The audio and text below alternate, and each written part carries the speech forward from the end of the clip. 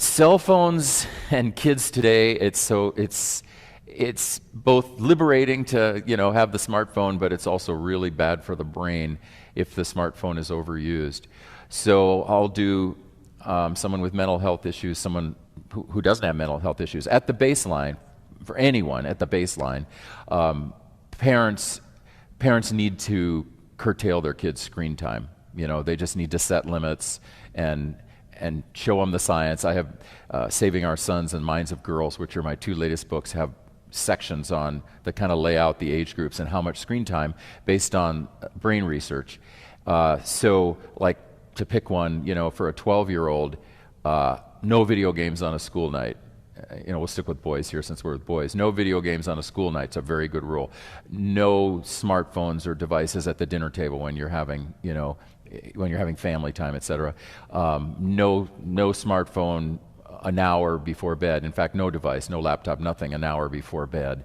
And rules like that that the kids are just raised with. If they're raised with it from young, then they'll be used to it. And the parents will say, well, here's the research, I'm going to protect your brain, here's how we're going to do it. Because the smartphones themselves as screen time can be dangerous if it's immoderate use. And then obviously what they get access to. And then if there's mental illness, or if they're struggling with depression or anxiety, then they're going to get access to stuff that may not be good for them. They could get access to porn. They could get access to more drugs and alcohol, right, via however they get it. So that's the other part of the smartphone, is that if they have mental illness, then we have to really, really be careful.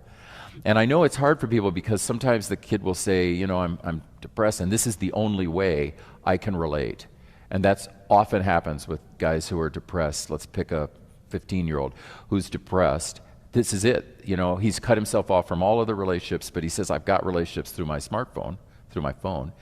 And we as parents have to make a decision, because that probably means he's at a level of depression and isolation that's dangerous.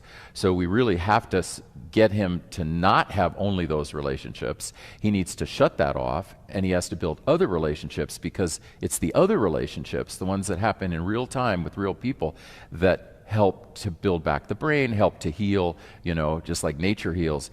Going through the screen, those relationships they're okay, they're fine. But if he has depressive disorder, that's probably not gonna be enough. So just at the baseline, we have to be careful, and then if we have mental illness, we have to be really careful.